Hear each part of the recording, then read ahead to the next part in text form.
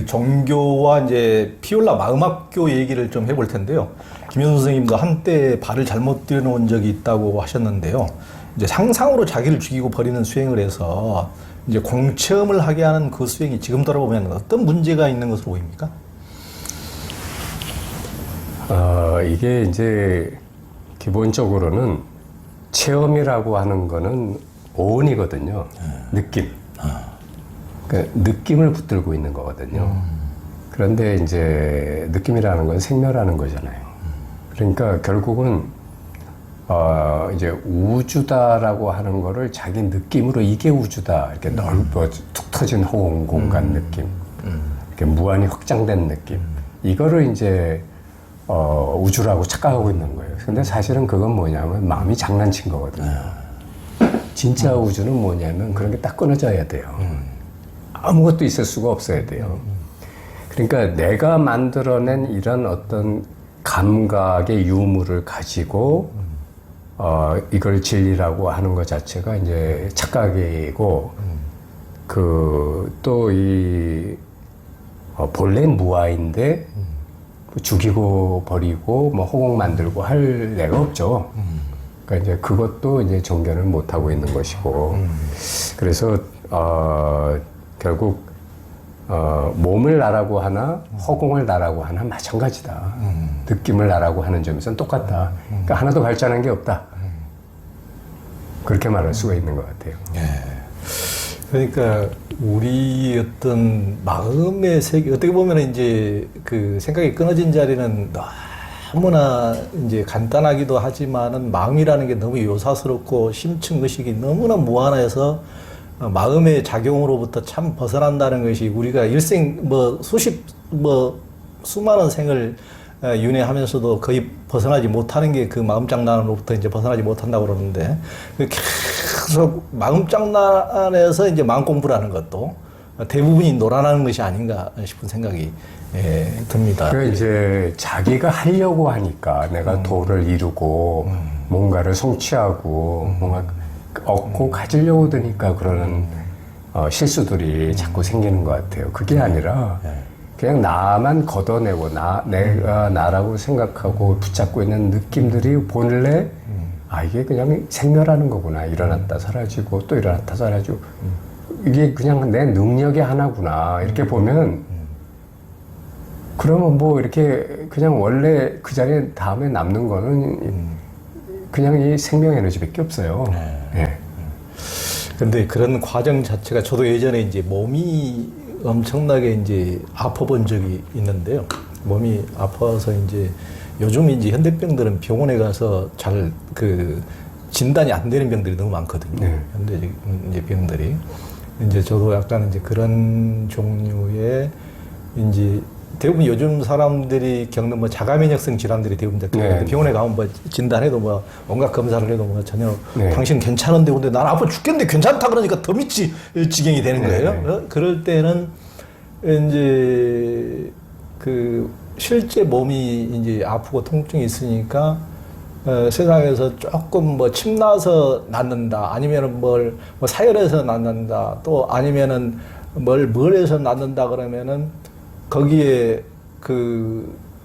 뭐 안 갈 수가 없는 거예요. 그래도 확률이 뭐 1, 2%라도 있다면은 가서 이제 돈 싸들고 가서 이제 그런 이제 사람이 어떤 갈급한 마음이 있을 때는 이제 그렇게 되더라고요. 그렇죠. 몸이 너무 이제 아프고 그럴 때는 이제 마음 공부라는 것도 이제 대부분의 사람들이 어떤 내적인 어떤 갈증과 갈망과 고통으로부터 벗어나고 싶은 마음 또는 이제 그런 마음이고 이제 다른 쪽에서는 또 그것도 이제 하나의 어떤 욕망이 또 이제 작용하는 것이기도 할 텐데요. 그러면서 이제 그렇게 가다 보면은 이리 가고 저리 가고 이제 누구나 마음 공부 하시는 분들은 그런 과정을 거치지 않으신 분들을 거의 제가 보지를 못했는데 저 또한 이제 그런 마찬가지고요. 이제 그런 과정들이 어떻게 보면은 참 그 불필요함에도 불구하고 어쩔 수 없는 과정인 것도 이제 같기도 하고요.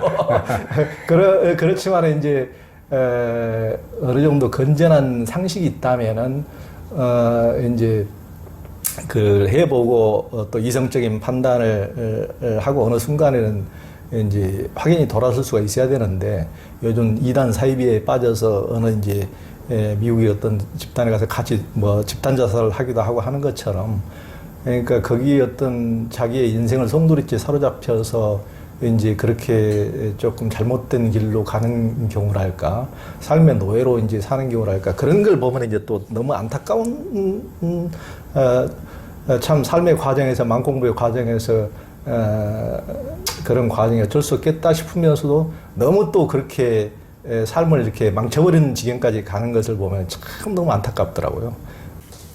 또 이제 김 선생님이 종교에 대해서 나를 잘 이루하고 다독이기 위한 것이라고 했는데요. 이제 기독교와 불교 양쪽의 몸을 이제 다 담가 보셨으니까 양쪽 종교의 어떤 특성이 어떻게 다르던가요?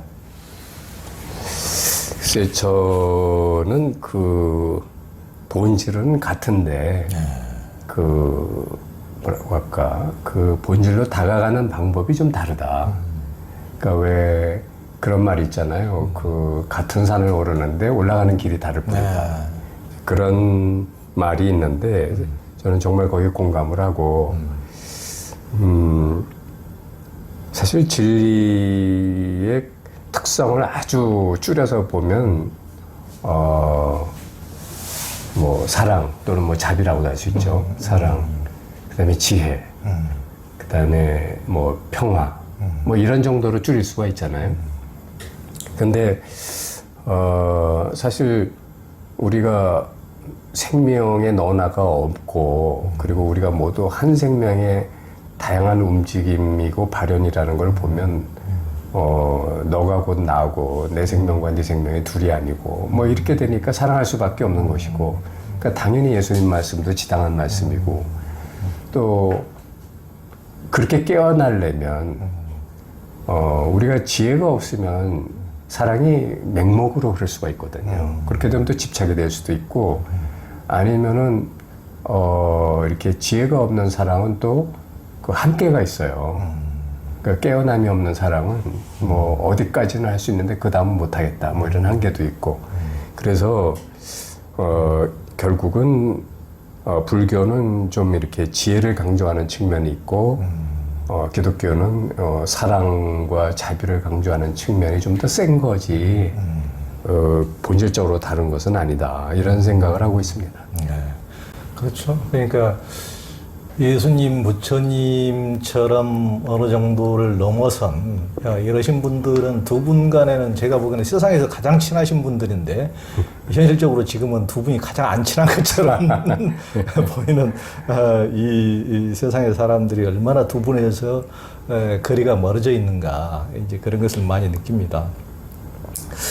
이제, 김 선생님이 이제 사람들이 불교가 무조건 욕구, 욕망을 거부하고 멀리하라고 가르친다고 여기는 것은 오해라고 하셨는데요. 그렇다면 욕구에 대한 부처님의 가르침은 무엇입니까? 제가 볼 때는 사람이 욕구, 욕망이 없이 살 수는 없잖아요. 뭐, 배가 고파도 밥 먹고 싶다라는 욕구가 생겨야 당연한 거고. 그러니까 그 욕구나 욕망이 나의 주인이 되지 않고 충실한 머슴이 되게 하면 되거든요. 그래서 결국은 좋은 머슴, 선한 머슴은 좋은 친구기도 해요. 그래서 욕망하고 좋은 친구 관계, 더불어 같이 가는 관계, 그게 되면 되는 거라고 봅니다. 그래서 욕구, 욕망을 멀리하라는 식으로 오해하는 거는 그거는 이제 뭐라고 할까 좀 확장 해석을 하는 거고, 그 좋은 관계를 만든다. 그 욕망의 어떤 생각이나 에너지나, 그 충동이 좋게 선용되면 또 더 이렇게 발전적인 측면도 있거든요. 그래서 그런 말씀을 드리고 싶습니다. 그러니까요. 우리가 이제 부처님도 처음에는 일철 의식주 생존적인 어떤 본능적인 욕구조차도 다 끊어버리고 이제 6년 고행을 하셨는데 나중에는 그것이 이제 참된 길이 아님을 알고 이제 고행주의나 선정주의도 버리고 이제 중도 정견의 이제 길을 택하셔서 깨달음을 얻으셨는데 그러니까 우리가 이제 부처님의 어떤 정견의 관점에서 봤을 때는 그런 것을 뭐든지 과도한 거, 이제 분수에 넘고 과도해서 자기 스스로 화와 고통을 자체하는 것을 경계하시는 것이지 일상적인 의식조차도 뭐 끊어라 그런 그렇죠. 광행주의를 책하는 건 아니지 그렇죠. 않습니까? 그렇죠. 그러니까 지금까지도 늘 끊임없이 그 이제 오해를 받는 것이 아닌가 네. 그런 생각이 듭니다. 이제 김 선생님께서는 이제 피올라 마음학교를 열으셔서 이제 지도를 하시는데요. 기존의 이제 불교의 선종과 대승불교가 가진 한계를 벗어나기 위한 이제 현대선, 이렇게 모던 젠을 하신다고 하셨는데, 이제 김 선생님이 보기에 기존 불교의 한계는 무엇이고, 이제 피올라 마음학교의 현대선은 어떻게 다릅니까? 이게 상당히 좀 답변하기가 좀 쉽지 않은 질문이신데, 대승불교가 본질적인 한계를 갖고 있다는 말씀은 아니고요.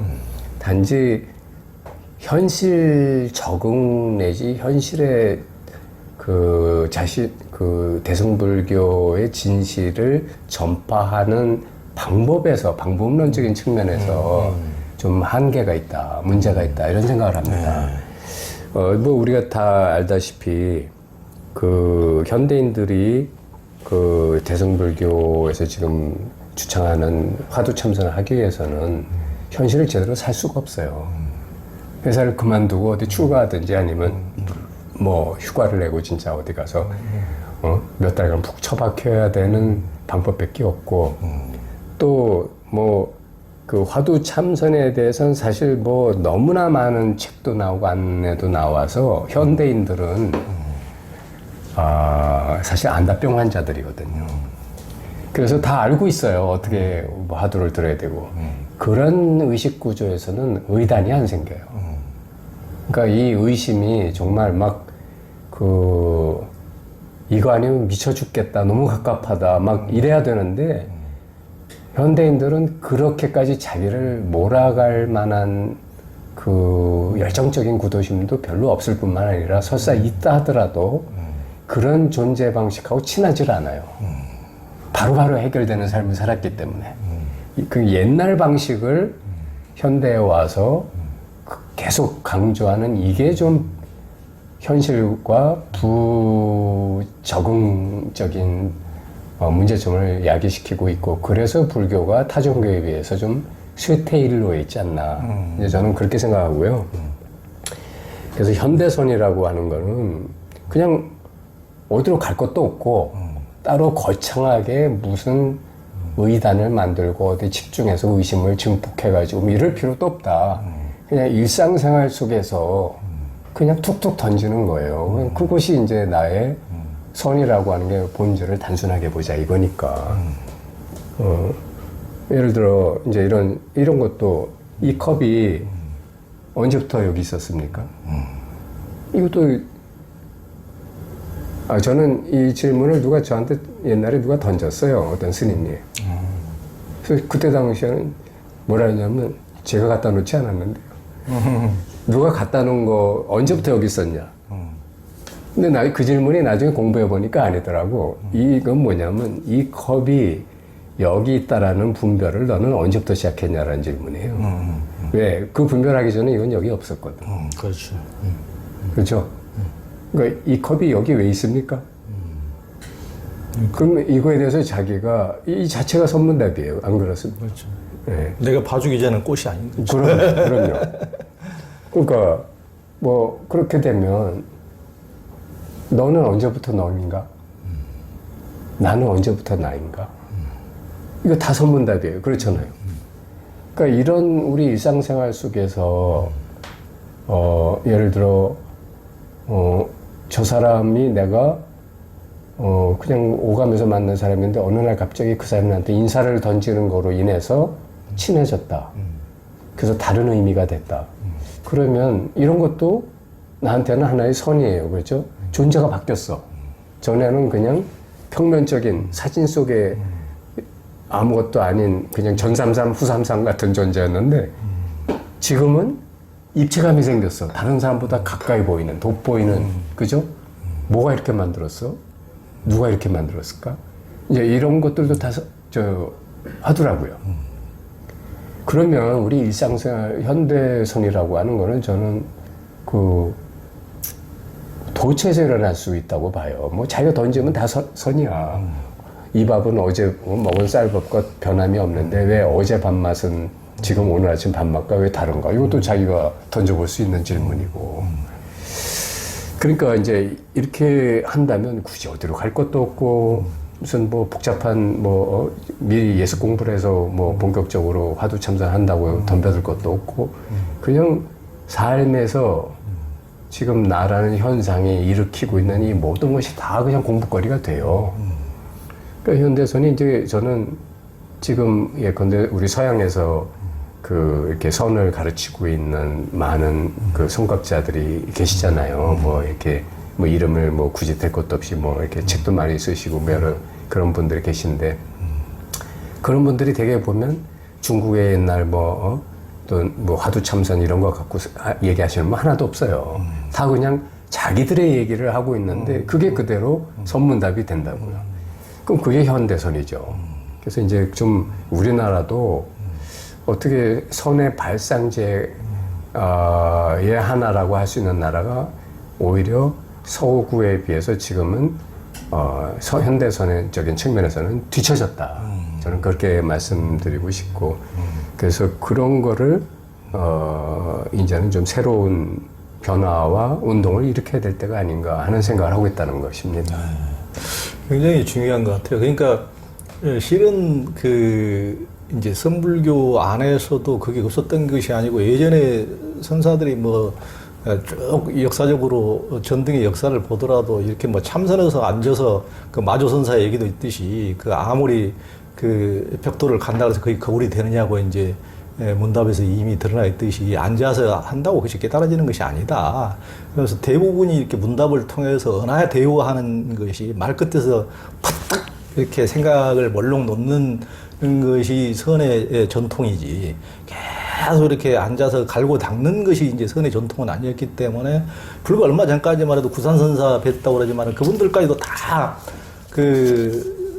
안것 때 계속 그 하루 이틀 사이로 이렇게 문답하는 전통이 있었거든요. 그럼요. 지금은 일체 이제 그런 전통이 끊어져 버렸고, 이제 어떻게 보면 이끌어주는 선지식이 없다고도 볼 수가 있는데, 하여튼 이제 그런 전통이 끊어져 버린 것이 안타까운데, 절집에서 사라진 전통을 어떻게 보면 이제, 다시 이렇게, 여기서라도, 세속에서라도 이제, 세우는 예전에 이제 속설에 이제 가승은 입산하고 진승은 하산한다. 이제 그랬으니까 우리 또 김 교수님이 또 진승이 또 새로운 너무, 역할을 또 너무 해주실 수 있기를 생각하면서 이제 그 피올라 음악교에서는 식스존과 헤븐존 그런 과정이 있어서 있고 또 마스터 과정이 있던데요. 식스존, 헤븐존 이런 것은 어떤 과정입니까? 그러니까 이제 우리가 식스존은 불교로 말하자면 해안을 열어주는 과정이에요. 해안이라는 게 공을 본다는 거 아닙니까? 공짜리를 본다. 그러니까 대부분의 사람은 자기 생각을 자기라고 자기 동일시를 해요. 감정도 그렇고. 그러니까 식수조는 주로 생각은 내가 아니다. 감정은 내가 아니다. 인간관계에서 상처받는 것은 내가 아니다.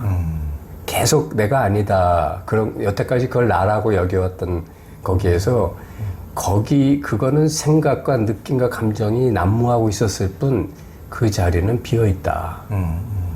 뭔가 비어있는 뭔가가 있다. 이거를 이제 계속 되풀이해 주는 거예요.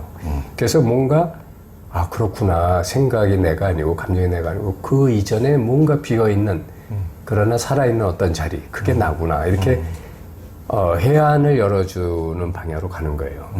그다음에 이제 해분존에서는 법안을 열어주는 거예요. 법안은 이제 뭐냐면 공짜리에서 이제 공짜리를 확실히 보고 그다음에 공짜에서 오히려 그 색을 보기 시작하는 거예요. 아까는 색에서 공을 바라봤다면 이제 거꾸로 공에서 색을 바라보는 거죠.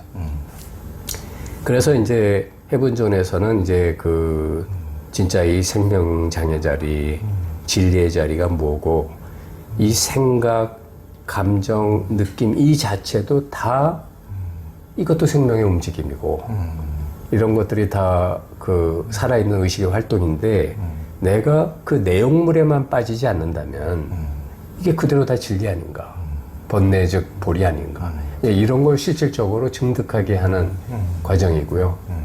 마스터는 이제 그 해양과 법안을 지나서 이제 불안, 즉 색즉 시공, 공즉 시생 어느 쪽에도 치우치지 않고 중도의 안목을 이렇게 활짝 여는 그런 보링 과정, 뭐 이렇게 말씀드릴 수가 있습니다. 네.